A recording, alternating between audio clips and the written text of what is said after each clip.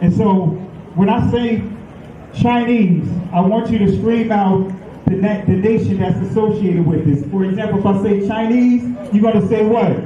China. All right, let's say it with authority. When I say Chinese, you say what? China. All right, that's just a test right there. So here we go. Chinese. China. Russian. Russia.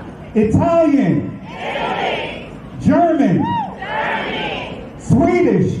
Sweden. Korean. Korea. Egyptian. Egypt. Nigerian. Nigeria. Black. Exactly. Nothing. Tell him, Pastor. Tell him, Pastor. Black, nothing. I hope you were able to successfully identify the issue. The lion won't sleep tonight, 'cause we woke now, and we woke now. I said the lion won't sleep tonight, 'cause we woke now, and we woke now. They want us to sell our souls to barter profit, like God's property. It's hard to market, so we steady to aim, keep your eyes on target. 'Cause when you got to drive, yeah, they'd rather you park it. But I don't valet, you ain't getting these keys. I'm keeping closed hands, I'm on bended knee. I'm just a reflection, dealing with 8 sections. Art mixed with life, you can feel the convection. Your lion won't sleep tonight, 'cause we woke now, and we woke now. I said the lion won't sleep tonight, 'cause we woke now, and we woke now. I said. But the CT scan has one more surprise for Alejandro. Shammai's ethnicity. Well, they have just told me that Shammai had Nubian features, which means that their ruling family was probably Nubian, and that was unexpected. Examining Shammai's anatomy closely, the thickness of his bones and the shape of his nasal cavity, the anthropologists think he was a black African, likely from neighboring Nubia. A huge revelation that challenges the prevailing image of the Egyptian ruling class. We always thought the ancient Egyptian elites were Mediterranean type. We always thought the ancient Egyptian elites were Mediterranean type. We always thought the ancient Egyptian elites were Mediterranean type. We always thought the ancient Egyptian elites were Mediterranean type. And in this sense, Shammai is representing the society of the frontier, in which different ethnic groups were mixed. At the end, it doesn't matter the color of your skin. Shammai was Egyptian. At the end, it doesn't matter the color of your skin. Shammai was Egyptian. At the end, it doesn't matter the color of your skin. Shammai was Egyptian. Their bones were discovered in Kafse caves near Nazareth in Galilee in 1933. 13 fragile skeletons, one a woman, a tiny baby at her feet. When these bones were first uncovered, they were the oldest complete modern human skeletons ever found. The numerous skeletons that have been found in caves in Israel at the sites of Kafse and Shkul show us that there were modern humans outside of Africa over 100,000 years ago. Those modern humans may well have gone up the Nile corridor. Those modern humans may well have gone up the Nile corridor. Those modern humans may well have gone up the Nile corridor. Most Egyptologists and anthropologists, archaeologists of the Eurocentric persuasion will say that Egypt is in Africa. They had to concede that, but then they still draw the line by saying that they weren't Africans like that. In other words, they weren't dark-skinned people. And of course, this is all part of the Great Deception. And the reality is that if they give up Egypt, ancient Kemet, if they give that up and say that that was a part of black Africa, then they will also have to give up Israel. And that's why they draw the line at Egypt, because if they give up Egypt, they've got to give up Israel. Now, we're going to go over here, and I'm going to show you where Israel sits on the African tectonic plate, which means that Israel is northeast Africa. Now, when we look at this map, this is the Sinai, okay? This is the Red Sea. This is Egypt. This is the Sinai. This is Israel. All right, this is Saudi Arabia over here. Now, if you see this in Hebrew, it says Haluach Africani, the African plate. Here it is right here. Israel is sitting right here. Israel is sitting on the Haluach Africani, which means that Israel is northeast Africa. Without question, we are in northeast Africa. We are landlocked to Egypt, with the exception of the Suez Canal, which was a man-made ditch, a boundary now between, in fact, it's not even really a boundary anymore since Egypt has reclaimed the Sinai Peninsula. But nevertheless, even those of us who are Pan-Africanists in our thinking and Afrocentric, we forget and we leave off that portion of northeast Africa and don't want to claim anything beyond that. Europeans classified this area as a Middle East, you know, and then since this the Middle East, the other question, where the Middle West, where the Middle North, and where the Middle South? They don't have no geographical terms like that. Finally, Wells comes face to face with the man he's been searching for. A new portrait of the common ancestor of every man today. Adam.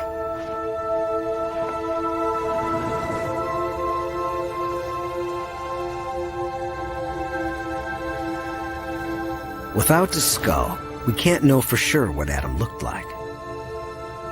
But a combination of genetic evidence, vendors' forensic skills, and cutting-edge computer software suggests he looked something like this. Thousands of years after the Bible, and hundreds of years after Michelangelo, we have a whole new face for Adam. I like the expression. He's got a very forceful look. You know, he's intent on something, maybe taking over the world. You know, you begin to get perhaps an insight into why these guys won out and why this guy's our ancestor.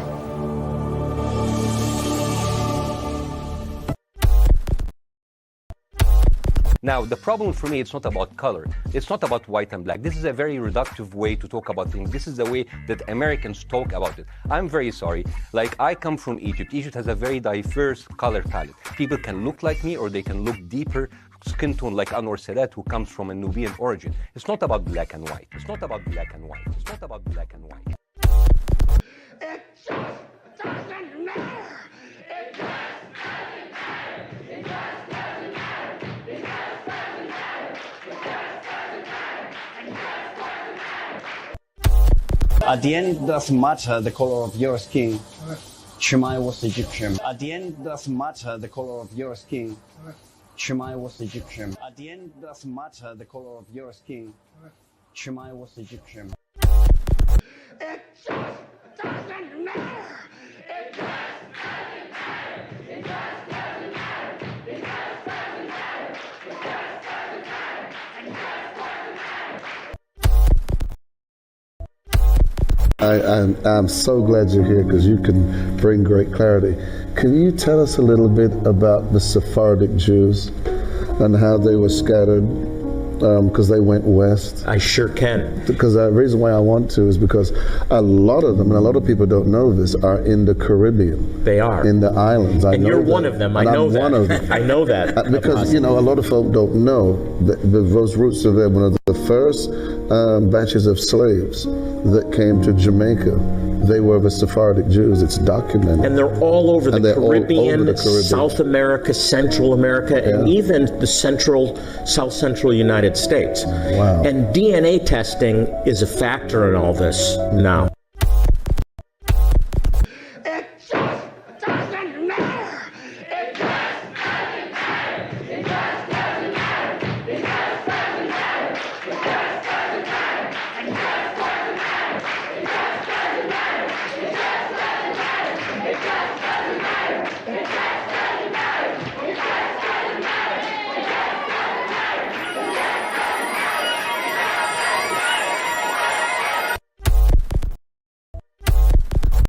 Genesis chapter 11, verse 10 explains the genealogy of Shem. Shem was a black man in Africa. If you repeat this fact, they can't laugh at you. If you repeat this fact, they can't laugh at you. If you repeat this fact, they can't laugh at you. I want to say peace and blessings to everyone. Hope all is well with you guys. Let me adjust my camera here. Hope all is well with you guys, and know that this is an unscheduled live. So I'm going to, try to keep it pretty simple tonight. But I know that this is a straight to the point lesson tonight. And tonight our lesson is Black is Beautiful. I want to give a special shout out. I see my sister Shonda at large in the building. If you haven't subscribed to her channel, show my sister some love here. So shout outs to my sister Shonda here. And who else do we have here? I'm not going to go through all the shout outs here, but I'm just going to see who I see here. Just glancing at the chat. Stay on Fire Ministries. Want to say peace and blessings to you. All right. Who else do we see here? Just glancing here real quick before I get started. Let's see here. Amiyah, I want to say peace and blessings to you. Tamara Yakar, peace and blessings to you. Alexandria, Sister Alexandria Leggett, peace and blessings to you. Who else do we have here? Joy, Sister Joy, shalom to you. Brother Ron, shalom to you. General Warman, shalom to you. All right. Can't get to you all tonight, but I'll try to get to it as we progress in the lesson, as we do some interaction tonight. But I want to say peace and blessings to everyone. Thank you for the love and support. And we're going to go ahead and get right into it. All right. I know you guys have heard this term here, heard this phrase here. Black is beautiful. Probably even heard it, Black and beautiful. So I'm going to use that as the topic for tonight, right? Songs of Solomon, chapter 1, verse 5. And I have another passage I'm going to use to tie right into this chapter here, the set of verses that I'm going to use as my foundational scriptures. Let me adjust my mic here, make sure the level is good. If my level is good, type 1. If my level is good, type 1 before we get started if I need to adjust it. All right. Now, I know that we've been dealing with a lot over the past, let's just say this past year. I mean, we just gone through a huge stretch when it comes to our people, man, when we're dealing with, for example, the Kanye West situation, the Kyrie Irving situation, the Whoopi Goldberg situation, and then, of course, the Kevin Hart situation. The latest is the Jada Pinkett situation, all dealing with identity when it comes to our people.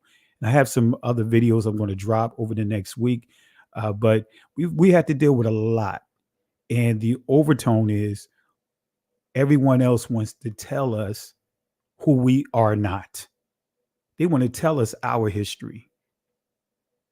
They want to tell us that we're not anything but, in a nutshell, our history started in bondage. They want to tell us, in a nutshell, that we don't have a history. Our history started in bondage. Our history started as prisoners of war. In other words, enslavement. Because the transatlantic world war is exactly what it was, a world war. It was not a slave trade. All right. But nevertheless, that's why I want to deal with this subject tonight. And we're going to deal with some passages tonight that's going to give you proper clarity of what it means. Black is beautiful. There was a lot of hatred. I'm telling you, there was a lot of hatred off of this slogan right here. Black is beautiful. If you studied the 60s and the early 70s, with the Black Panthers and some of the other groups, they were, in a nutshell, letting our people know that we are beautiful. We are a beautiful group of people. Invest in our community. During that time, we was doing more investing in our own communities, clothing, you name it. So Black is Beautiful is the name, or should I say the title of our lesson for tonight. All right. And I'm going to drop the link in the comment section at the end if anyone wants to jump on and share a few thoughts before we wrap up. But again, if you jump on, keep the message or stay on message. Let's not talk about things that has nothing to do with what we're discussing tonight. All right. But black is beautiful. Black is beautiful. But I want to start off with this thought here of race. What is race? What is race? Right? Because you guys have seen the Black Lives Matter speech that I did that went viral years ago. Right? You guys remember this, and this is where the clip comes from. I'll play a little sample of it. And this is based upon a conversation that I had with someone, and they asked me to speak at the Black Lives Matter rally that was here in Richmond about 7 years ago. Right. And this is just a sample of that speech that I gave to show the deception, the delusion with this institution of race. Here we go. And so when I say Chinese, I want you to scream out the nation that's associated with this. For example, if I say Chinese, you're going to say what? China. All right, let's say it with authority. When I say Chinese, you say what? China. All right, that's just a test right there. So here we go. Chinese. China. Russian. Russia. Italian. Italy. German. Germany. Swedish. Sweden. Korean. Korea. Egyptian. Egypt. Nigerian. Nigeria. Black. Exactly. Tell him, Pastor. Tell him, Pastor. Black, nothing. Yes. I hope you were able to successfully identify the issue. So that was the intro to the 10-minute speech that I gave. And what you heard was an icebreaker, to kind of, flow into or ease into the speech that I had given that day. But it's an icebreaker to really catch the people off guard, to really get them engaged to what was being presented. Right. So race is not ethnicity. Out of all the group of people, we really grab hold of that. Like we think that saying that we're black is still connecting us to our heritage, which it's not. Black, white, red, brown, yellow, all of that is part of what is called the institution of race. Right? And when you understand what race is, then you can understand the layers of deception. This institution was created, back in the 18th century,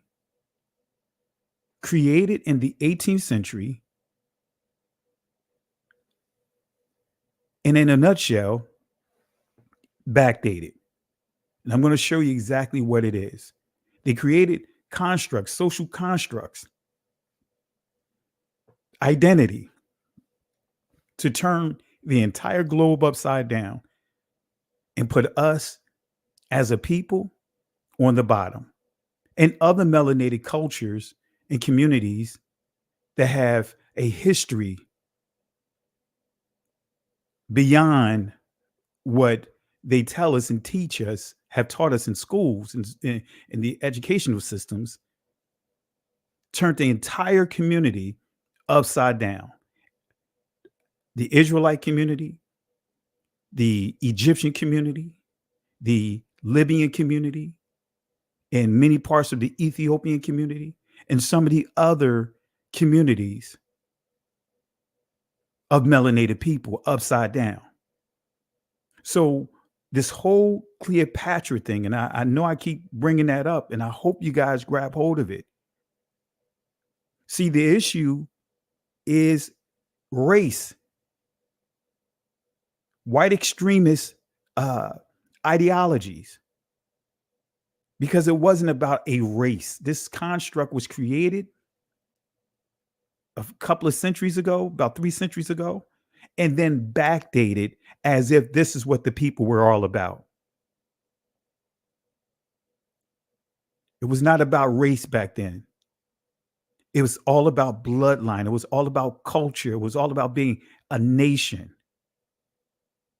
So let me go ahead and define what race is, right? This is coming from the Anthropology newsletter, The Origin of the Idea of Race by Audrey Smetley, November 1997. It says here, and matter of fact, let me go ahead and drop the link to this source here.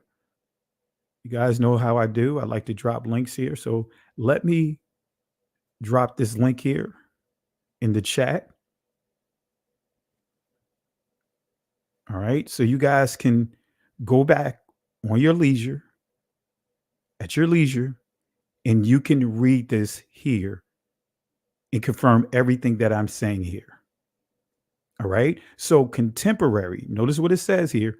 Contemporary scholars agree that race was a recent invention. Let me say that again. Race was a recent invention, and that it was essentially a folk idea, not a product of scientific research and discovery. This is not new to anthropologists, like the German anthropologists, the Ashkenazi anthropologist, Johann Blumenbach, that this whole institution is an invention, had nothing to do with scientific research and discovery. It's a system that was put together based upon stereotypes and create a whole new social identity. So contemporary scholars, notice what it says here, contemporary scholars agree. And again, the person that R.G. Smetley, right? She's a very reputable, renowned anthropologist. So again, contemporary scholars agree that race was a recent invention and that it was essentially a folk idea, not a product of scientific research and discovery. This is not new to anthropologists, so it's nothing new. The term race, which had been a classificatory term like type or kind, but with ambiguous meaning, ambiguous, vague, generic, universal, and of course, Catholic. All those words are synonymous to ambiguous, but with ambiguous meaning became more widely used in the 18th century and crystallized into a distinct reference for Africans. It'll tell you Indians and Europeans. But it goes on to say this: by focusing on the physical and status differences between the conquered and enslaved people and the Europeans, right? To draw a line, red districting, draw a line between the conquered and enslaved peoples and the Europeans. Let me read that again. By focusing on the physical and status differences between the conquered and enslaved peoples of European in the Europeans. All right. Let me read it one more time for you guys to grab hold of this, because we have to understand what race is. Right. And these educators, these so-called archaeologists, all these different people, linguists, so many of them, their agenda it ties right into this agenda right here, the institution of race, to preserve and also put their people, their groups at the forefront of history. So again, by focusing on the physical and status differences between the conquered and enslaved peoples of Europeans, the emerging ideology linked the socio-political status and physical traits together and created a new form of social identity. So you have so many in the church, when you prove to them that you are the people of the book. And what I mean by people of the book, let me make it more specific, that you are blood descendants of Israel, right? You done proved it with DNA, you done proved it with historical facts, you done proved it with family tradition. You done did all of this, and guess what they want to do in the end? It just doesn't matter. It just doesn't matter. It just doesn't matter. It just doesn't matter. It just doesn't matter. It just doesn't matter. It just doesn't matter. It just doesn't matter. It just doesn't matter. It just doesn't matter. It just doesn't matter. It just doesn't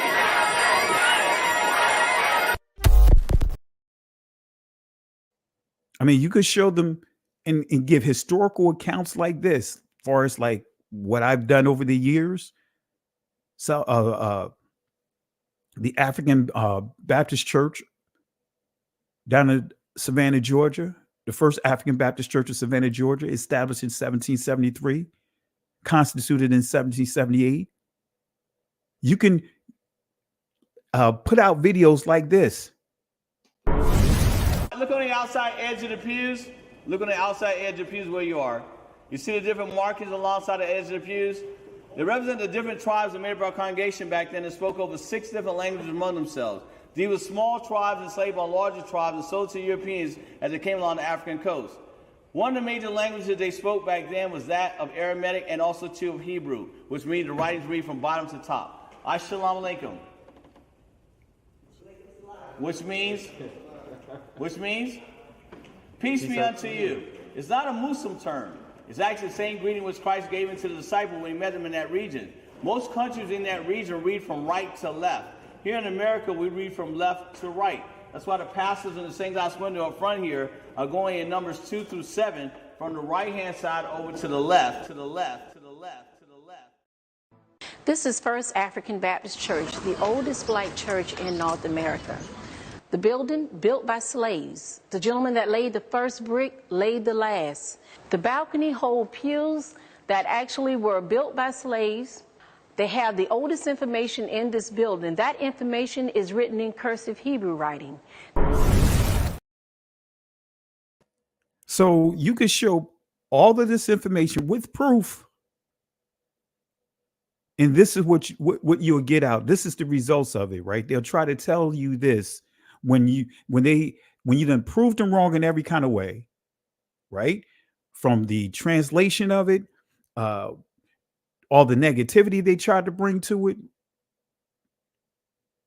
But yet, when you show the truth, translating what's on those pews, I've translated what's on those pews. In the end, this is what you'll get. It just doesn't matter.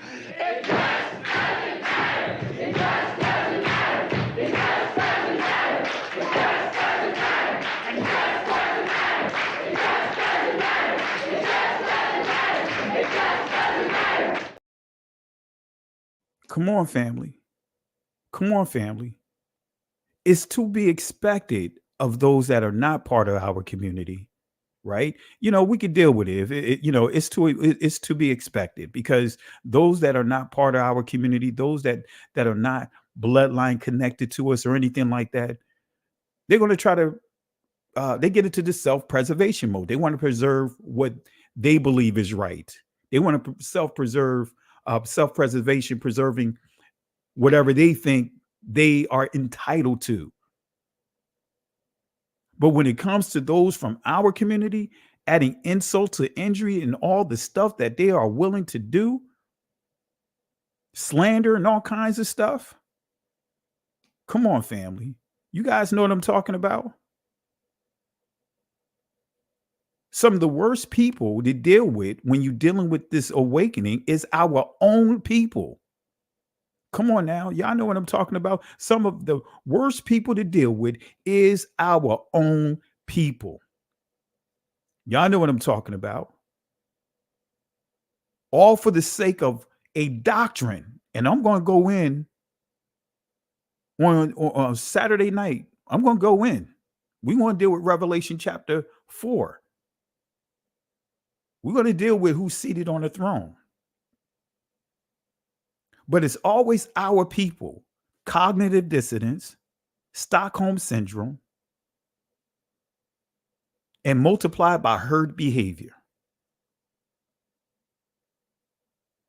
Nothing but hopping bobs and hopping bobettes.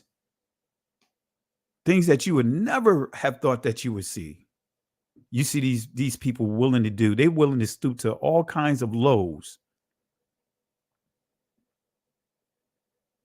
So family, going back to my point, going back to the point that I made about the institution of race.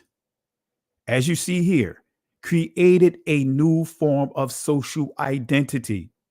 And yet we get told, how many of you guys have heard this? It doesn't matter. Identity doesn't matter. It doesn't matter. It doesn't matter what color Christ is, as long as the color is of the blood is red. Only to our community. You don't see any of these guys challenging the Jewish community as we know them, who identified their so-called Messiah. You don't hear none of the church talking about that. Crickets. Don't believe in the Messiah of the ancient text. Crickets. But they want to come at our community. Come on, family. We have to keep it real. They want to come at our community. And unfortunately, we got some hopping bobs and hopping bobettes that are doing the dance right along with them. Life is like a hurricane here in Duckburg. Race cars, lasers, aeroplanes. It's a duck blur. Yeah, family, they dancing with them, man. They dancing with them, especially when you see all the people that's vehemently coming at the whole Cleopatra thing. Look just like you and I. The main people that's coming up against the Hebrew Israelites, always our people that got to take it to that extreme, to that next level of insults and slander. Come on, family. Come on, family. So again, created a new form of social identity. So when you say that you're a black man, guess what? Every time you say that, whoever owns the patent to this invention, you put money in their bank. You put money in their account. When you use generic constructs like I'm black or African American, because you're still not connecting to who you are. Those are generic constructs. The continent of Africa. Yeah, we know we all from the continent of Akibulan. We know this. But they don't want us to, when I say they, the very people that have enslaved us don't want us to get into the meat and potatoes of who we are.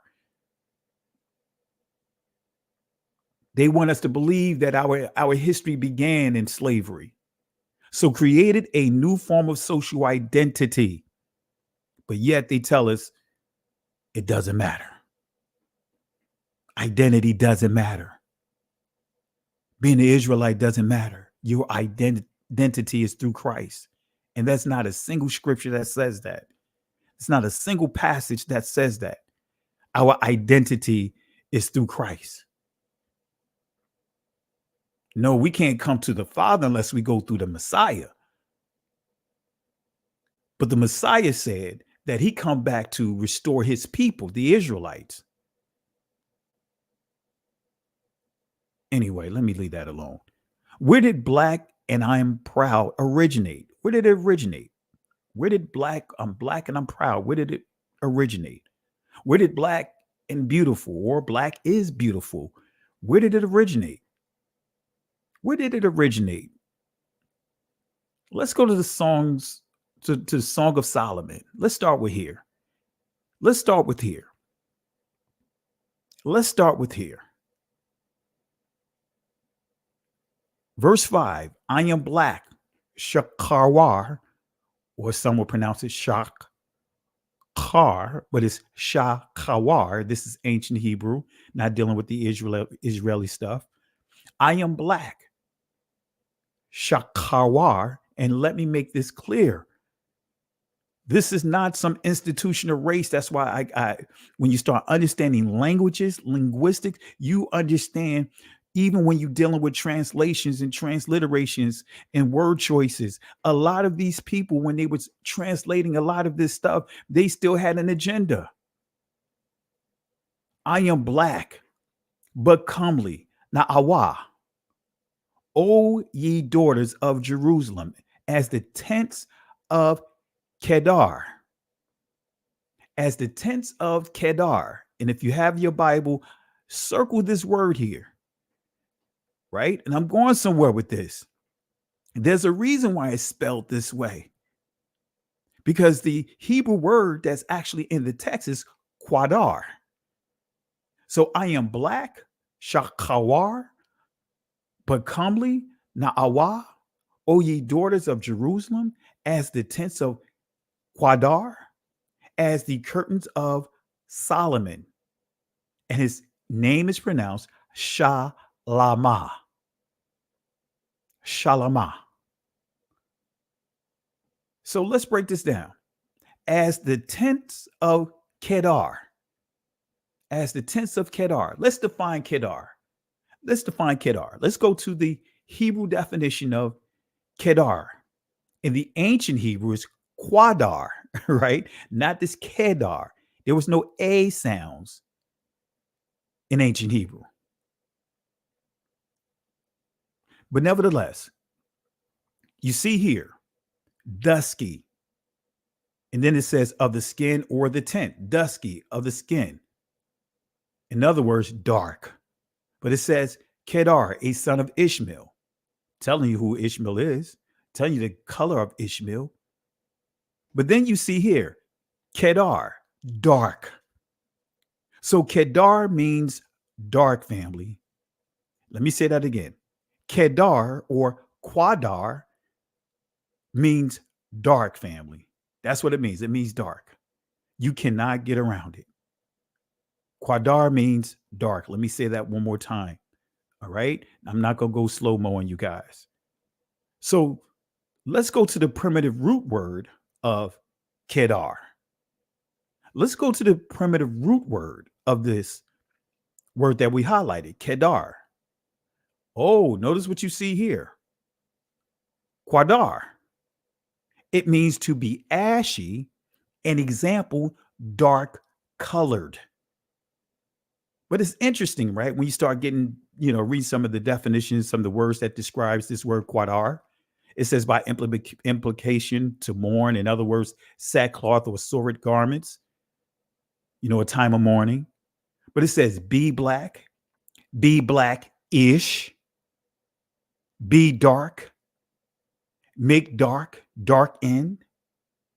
But family, this is the key right here, to be dark and ashy. That's what it means, to be ashy, an example, dark color. And I'm going to prove to you in this text that I'm going to show you the proper context of what it means. Let me pull it up. Before I get there, let's go to Kedar, Eastern Bible Dictionary definition of this word to tie it all in together. It says Kedar, dark skinned. Let me say that again.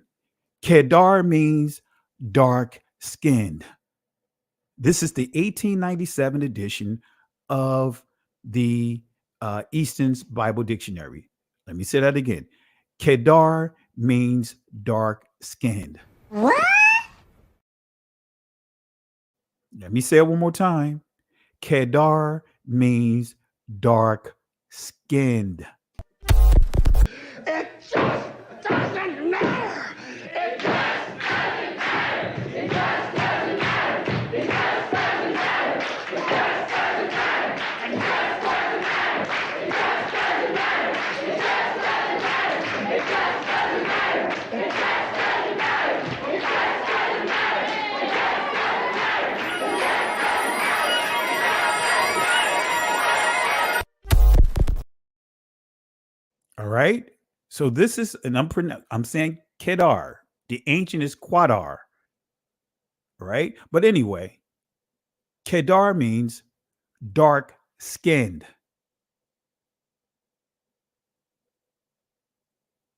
dark skinned. The second son of Ishmael. And then it gives you some additional information. It says it is the name of the nomadic tribe of Arabs, the Bedouins, generally, and it gives you Isaiah, some scriptures here, who dwelt in the northwest of Arabia. They lived in black hair tents. And it was interesting. You see, instead of Songs of Solomon, you see this here anyway. To dwell in the tents of Kedar or Quadar. That's the key though. Quadar or Kedar, which still in ancient Hebrew is just Quadar. It means dark skinned. All right. So remember, Kedar means dark skinned. Right? And it comes from the primitive root word quadar, which is in ancient Hebrew, it's the same word. It wasn't Kedar, it was quadar. All right. So remember, it means dark skinned. And so the prophet Jeremiah says, Judah is dark skinned. Let me prove it to you. Jeremiah chapter 14, verse 2. Notice what it says here. Judah mourneth, Abal, and the gates thereof language, Amal. They are black unto the ground. And in that word, you'll see Quadar, right? Black unto the ground. Aratazah, some would say Arats, and the cry of Jerusalem is gone up. See, those that have agendas, they want to teach that Judah is in mourning, and when it says black into the ground, it's because they put ashes over their face. Nah, family, that's not the proper context. This is saying they are black unto the ground. In other words, I'm going to show you that there's Jeremiah is comparing Judah's skin complexion to the ground. Let's give proper clarity to this entire passage. Judah mourneth, Abal, in the gates thereof language, Amal. They are black into the ground, Aratazah, and the cry of Jerusalem is gone up. So here's the Hebrew definition of mourn, Abal. This is what it means. It says to bewail, lament, mourn. So hold that thought. Abal means to bewail, lament, mourn. So again, Abal is it describes the action, it describes the behavior, it describes the demeanor and the temperament of the Israelites during this time because of a certain event that occurred. Now let's deal with the word languish, Amal. Languish, it means to droop, by implication to be sick, but the key, be weak, wax feeble. All right. So Amal describes the security. It describes the vulnerability of a compromised, weakened gate or gates due to a weakened, compromised people. Let me say that again. Amal describes the security vulnerabilities of a compromised, weakened gates due to a weakened, compromised people. So the proper read would be Judah is displaying a passionate display of grief, and their gates, their cities is weak, is compromised. So let's go to Quadar again. Quadar, let's see what Quadar means. It says this, to be ashy, an example, dark colored. Okay. So Quadar describes the physical appearance of Judah. Their skin is dark and ashy like the ground. Let me say that again, right? This is why we can understand this. We can relate to this, right? Quadar describes the physical appearance of Judah. Judah's skin is dark and ashy like the ground. And during this time, when you read the entire chapter of Jeremiah 14, you will see that Judah is experiencing a drought. Let me say that again. Judah is experiencing a drought. So Jeremiah 14:2 is describing Judah's physical appearance during a famine because of the drought. So this is an image of Somalians dealing with a drought. This is an example of being dark and ashy. This is an example of being dark and ashy. And I know some of you guys with my skin complexion, my skin tone, right? You have to be careful, right? If you don't put that lotion on and that air hit that skin, you know what's going to happen. You know what's going to happen when that air hits your skin. But here during this famine that I have highlighted here, Somalians, they are dealing with a drought at this time, and look at this. The skin looks ashy. Look at the hands. Let me zoom it in so you can see. You see the ashiness of the hands in between. Come on, y'all know how y'all hands get like this. Look at this is ashy. This is what quadar means. Ashy dark. This is being ashy due to what? The famine. Due to the famine. Now, I want to make it clear. I am not mocking. I want to make it clear. I'm not using this picture as a way to mock. No, I have nothing but love. But I want to be clear. I'm not mocking this mother and her children in this picture, because again, I've been there in terms of I was raised, or should I say, I was raised by my grandmother, but my mother was a young underage girl who gave birth to, before she was even 21 years old, 4 boys. And I know how hard she struggled. So I want to make it clear. I'm not mocking this mother right here, because I've seen my mother struggle. We've been homeless. Anyway, so I just want to put that out there. So Jeremiah, let's go to verse 3 and 4 of chapter 14. Let's continue to confirm this here. It says this: and their nobles have sent their little ones to the waters.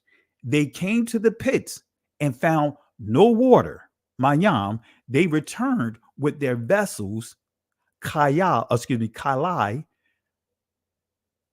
empty. Rayaquam, they were ashamed and confounded and covered their heads. Right? This is not dealing with sackcloth. This is not dealing with ashes, sackcloth and ashes, what they want you to believe. This is a drought. And they are embarrassed because what? Of course, in a drought, you're going to be ashy, dark. You're going to lose weight. You're going to have a sickly look about you. And they are embarrassed about their appearance as well.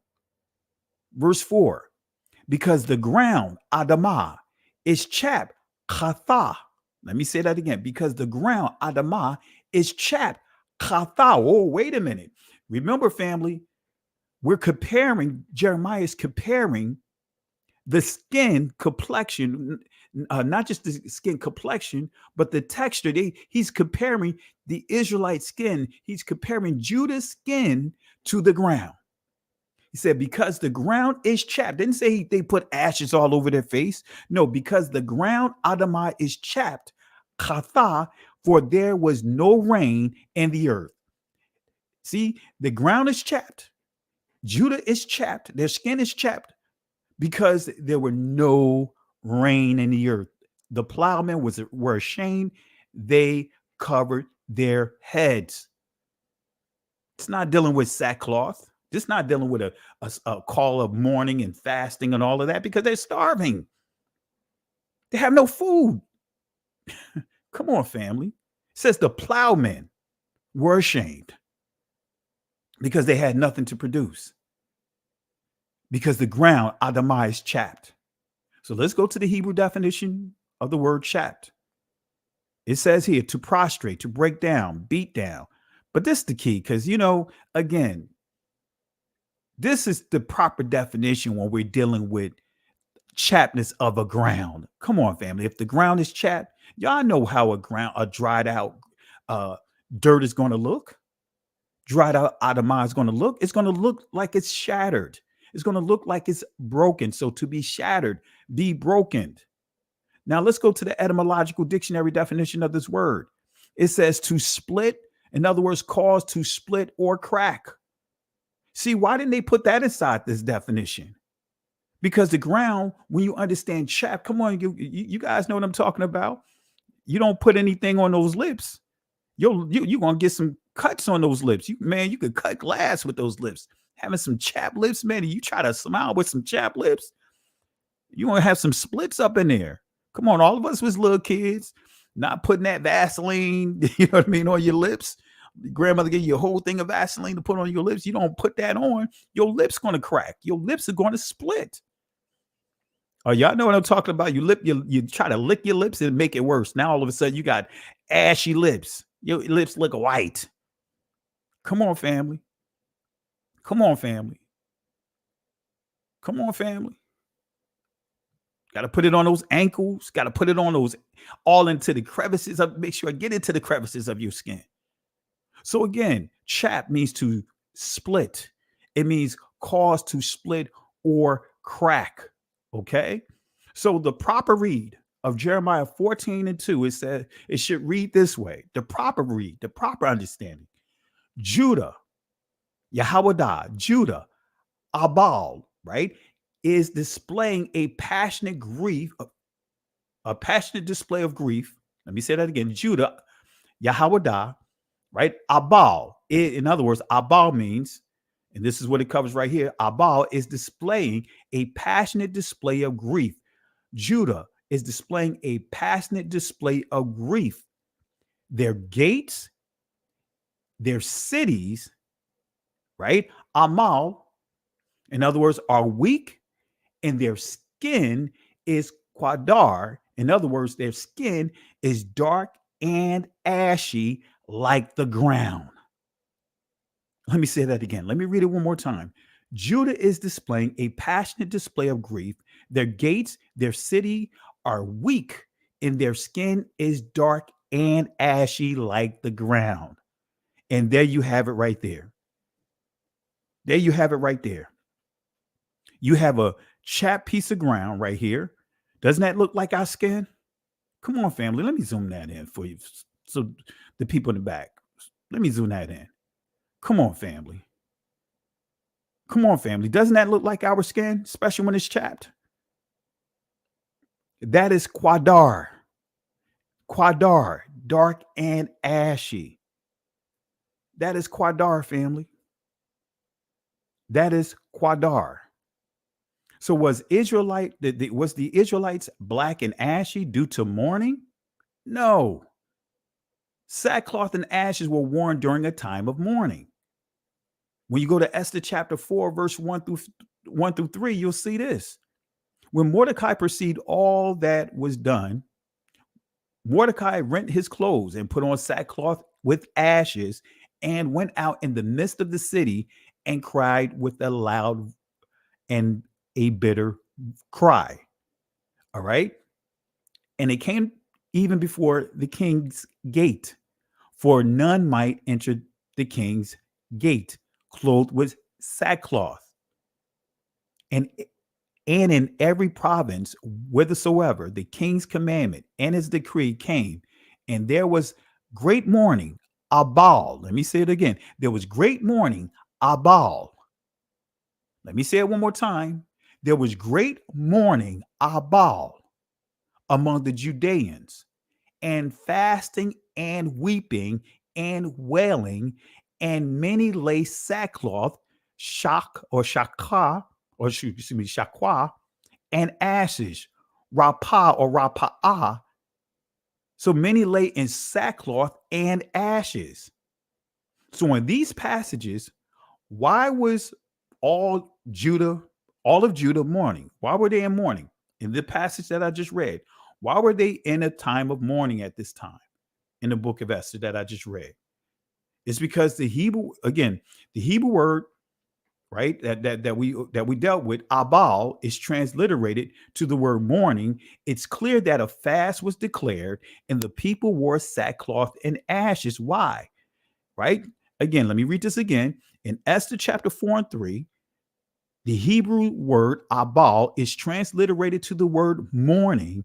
It's clear that a fast was declared and the people wore sackcloth and ashes as is presented and specified inside the scripture. Mordecai, right, and Judah were facing a major crisis of their lives. A decree of extermination had been issued by the Persian Empire. So that's why they went into sackcloth and ashes, began to wear these, because they were dealing with genocide. The Hebrew definition of sackcloth, or as you see here, shock, in ancient Israeli language is sock. Not getting into all of that, but it says a mesh, coarse, loose clothing, or sacking. All right, used in mourning and for bagging. So sackcloth, shakwa, was worn in humiliation and mourning.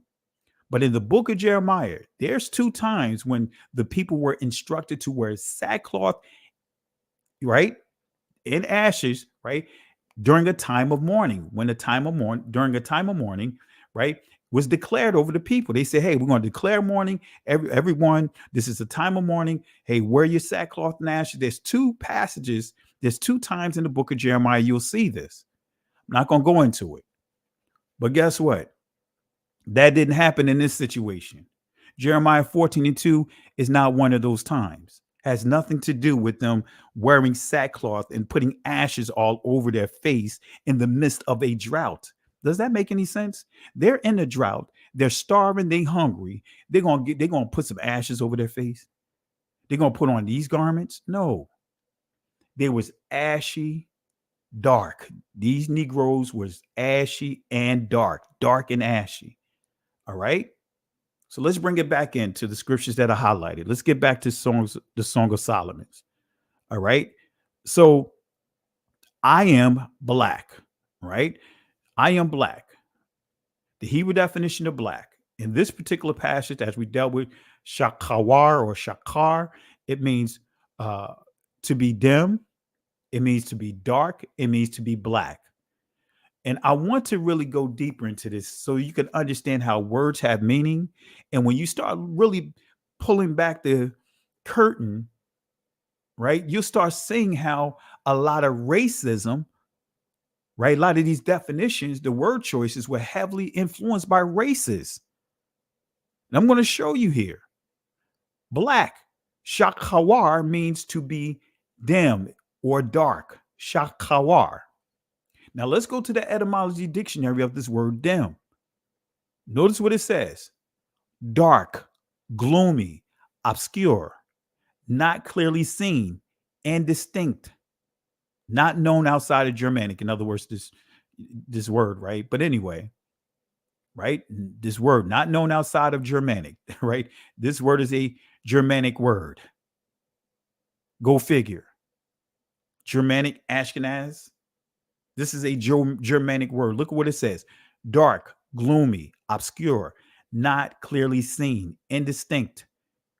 It goes on to say, not bright. Come on, family. Think about this. Not bright, faintly luminous. Modern slang, sense of dull, of apprehension, stupid.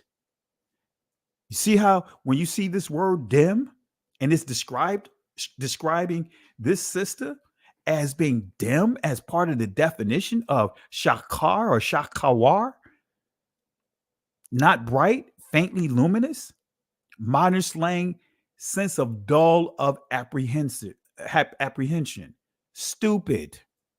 All right. So let's go to the Oxford Dictionary definition of this word dim. It says here, right? It says not shining brightly or clearly.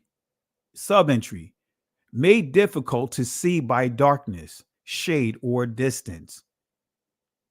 So it says of a light color or illuminated object, but nevertheless it says not shining brightly or clearly. Words have meaning, family. So is the word dim complementary to the Negro? No, I just read to you what it means. Basically saying it means stupid. It means dumb, dull. So I am black, shakawar, and but comely. Let's break down comely. In other words, comely means suitable. Let me say that again. Comely means suitable. It means beautiful. Let me say that again. Comely means suitable, and it also means beautiful. Okay? So the primitive root definition of this word comely, this is what it means. You'll see here, it says to be at home, but the key is to be pleasant, but it still says suitable. An example, beautiful, be fitting, right? Be fitting. All right. So I am black, shakawar, but comely means black and beautiful. That's what it would transliterate to, black and beautiful. All right. Now, keep in mind, you have King Solomon and his wife flirting with each other. This is a flirtatious letter. This is a love letter here. So she knows that King Solomon is not questioning her skin complexion, because that's a whole nother thing when I deal with King Solomon, not tonight, dealing with his locks and all. But anyway, I am black, shakawar, but comely means I am dark and lovely. Let me say that again. I'm black, shakawar, but comely means I am dark and lovely. Y'all know that stuff, that the dark and lovely that many of the women would use. Dark and lovely. Y'all remember that, right? Soul Train, dark and lovely. All right. The queen is telling King Solomon, Shalamah, that her beauty is suitable and befitting of a king. See, they flirting. They're being very flirtatious, but she's saying, hey, I'm beautiful. I'm suitable. I got the type of beauty that's suitable and befitting of a king. Makes you think about this question here. The 31st chapter of Proverbs. Who can find a virtuous woman? Because she's saying that she's suitable, right? Beautiful and suitable, fit for a king. Who can find a virtuous woman? This question, and I get, man, this was always a pet peeve of mine, even when I was still in the church. Who can find a virtuous woman, right? It's not focusing on the woman, it's focusing on the man. Because it takes a virtuous man to find a virtuous woman. A virtuous man is supposed to be suitable for a virtuous woman. A virtuous woman is supposed to be suitable for a virtuous man. Being equally yoked, that's basically what it means. When you say, in the words that I'm describing here, as I break this down here, who can find a virtuous woman is dealing with a virtuous man. Why? Because here it is. Let's go here. Proverbs chapter 31, verse 1-3. Because you had all kinds of conferences. Who could find a virtuous woman? Forgetting about the man. It starts with the man. The words of King Lemuel, the prophecy that his mother taught him. Wait a minute. The prophecy that his mother taught him. What, my son? And what the son of my womb? And what the son of my vows? Give not strength unto women, nor thy ways to which destroy kings. In other words, telling him, don't get out here trying to chasing women. When it says give your strength, it's saying going out here sleeping around, chasing women. Hello, in this awakening, many of our brothers need to really understand this text here. It's like the OK Corral with many of our brothers and sisters in this awakening. So when you see here, give not thy strength unto women. In other words, don't go out here chasing women. Don't lose yourself. Don't go out here chasing women, nor thy ways to that which destroyeth kings. Look how King Solomon got destroyed. It is not for King Lemuel. It is not for kings to drink wine, nor for princes strong drinks. Right? So I'm just breaking down some of this, but it tells you, hey, a king is not supposed to be drinking what? Wine, fermented, right? Fermented drinks. He's supposed to protect the poor, as you see here, right? Verse 5, lest they drink and forget the law and pervert the judgment of any of the afflicted. So when you start getting out here drinking, what's going to happen? You're going to compromise and you're going to start doing what? Pervert the scriptures. You're going to forget the law, statutes, and commandments, which many of our brothers and sisters are doing. Drunk on, anyway, drunk on this flesh. All right. But anyway, let's get back here. So Song of Solomon, verse 6, chapter 1, verse 6. It says, look, Ra'ah, not upon me because I am black. Shakar, right? We see another word, but still, we still dealing with, still ties in with that word shakawar, but it says shakar, or shakar, rakar, because the sun, Shamash, hath looked, Shazap, upon me. My mother's children were angry with me. They made me the keeper of the vineyards, but my own vineyard have I not kept. So now what she's saying is she was already dark. She's already a dark melanated woman, but she's saying that she got a suntan. Come on, family. We could get a suntan. I'm dark. But man, I remember. I thought it was the impossible. Man, I got sunburned. I was out at a making of a music video and was out there all day in the sun. Didn't know what it was. My skin was stinging and everything. Man, the next day, man, matter of fact, I remember when I went home, took a shower and everything, my skin was tore up, stinging. Next day, man, skin was, started chapping and all that other stuff. Chapping, quadar and ashy, right? Ashy. Start chapping. So I went to the doctor, because I thought something was crazy was happening. The doctor said, you got sunburn. He said, yeah, you were dark, but told me, hey, dark people, of course, he said black people, can get sunburned. And told me I have to be careful of being out in the sun, just being out there with uncovered all, during the summer. He said, hey, you want to just make sure you're properly covered. Yeah. So that's what she's saying here.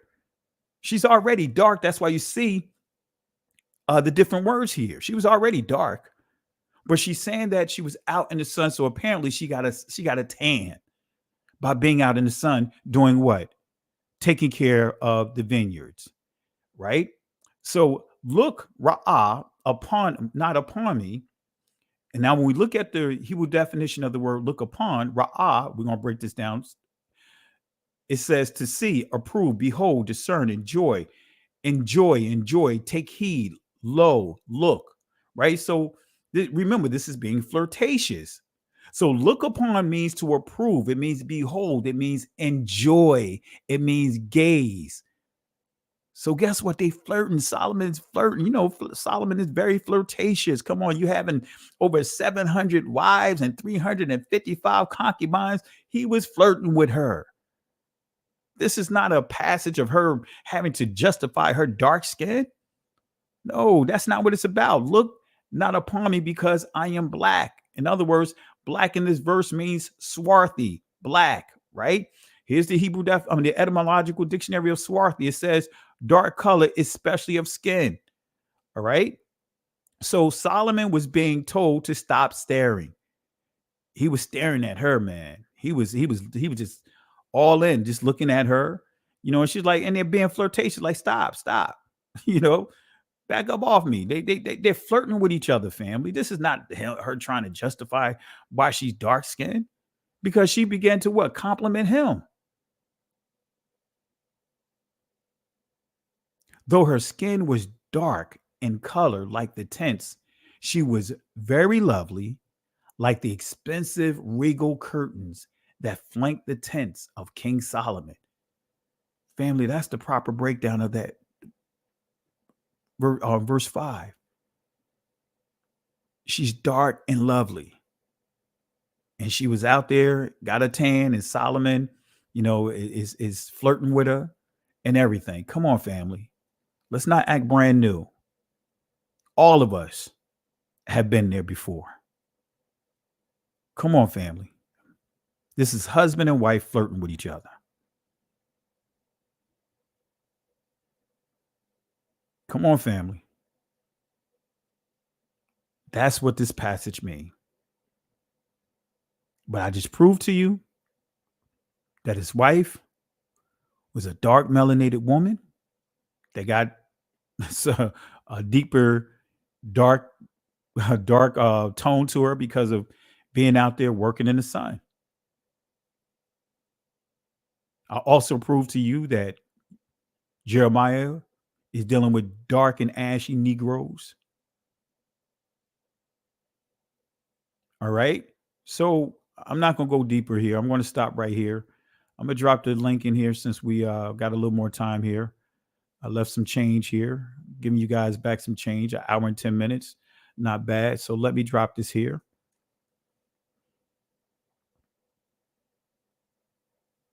All right. All right. So again, pretty straightforward lesson. Pretty straightforward lesson. All right. I'm going to drop the link here for anyone that want to jump in briefly. Again, stay on topic. Let's not take the discussion outside of what we're discussing tonight. All right. All right.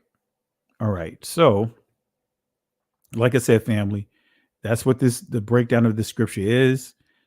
You see, like I said, you saw a number of different words here, but you see quadar, which in English you saw kedar. It means dark skinned, right? So we have plenty of passages that also you'll see that word there, but we know that she was dark skinned. All right. So I'll give it another few minutes. And let me just play this clip here. Give enough time for those that may want to come on to jump on. Let me play this clip about historians proving, ancient historians making it clear about the skin tone of the ancient Egyptians, proving that they were dark melanated people, contrary to what you see so many with these agendas try to teach today. All right, let me play this real quick. Herodotus, 450 BCE, who is considered the father of history, states that it is in fact manifest that the Colchidians are Egyptians by race. Several Egyptians told me that in their opinion, the Colchidians were descendants from the soldiers of Sesostris. I had conjectured as much myself from 2 pointers. Firstly, because they have black skin and kinky hair. Aristotle, 320 BCE, the great philosopher and father of scientific thinking, speaks rather derogatorily about the Egyptians, but nonetheless shows that he too regarded them as black skin. Those who are too black are cowards, like, for instance, the Egyptians and Ethiopians. But those who are excessively white are also cowards, as we can see from the example of women. The complexion of courage is between the two, in other words, brown or tanned. Aeschylus, 480 BCE, in his play The Suppliants, comment on an Egyptian ship. I can see the Egyptian crew with their black limbs and white tunics. Apollodorus, 70 BCE, affirms that Egyptos conquered the country of the black-footed ones and called it Egypt after himself. Greek writers, Lucian, 180 BCE, presents a dialogue between two Greeks, Lencinus and Timolas, discussing a young Egyptian boy. Lencinus, this boy is not merely black. He has thick lips and his legs are too thin. His hair worn in a plait behind shows that he is not a free man. All right. So family, there you have it. So really appreciate it, guys. Looks like no one's jumping on tonight. Appreciate the love and support. And let's keep moving straight forward. Let's keep moving full steam ahead. Really appreciate you guys. Now let's go ahead and wrap this up here, family. In the words of, matter of fact, before we go there, let's just throw everybody that's pushing all this foolishness out here. Let's just go ahead and in a nutshell, give them the garbage can right here. Let's give them the garbage can right now.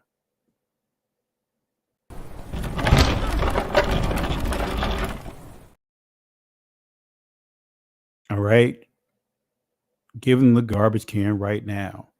So as we wrap up, in the words of Moses, well, the Most High that he gave to Moses to encourage Israel in Exodus chapter 14, verse 13 to 14.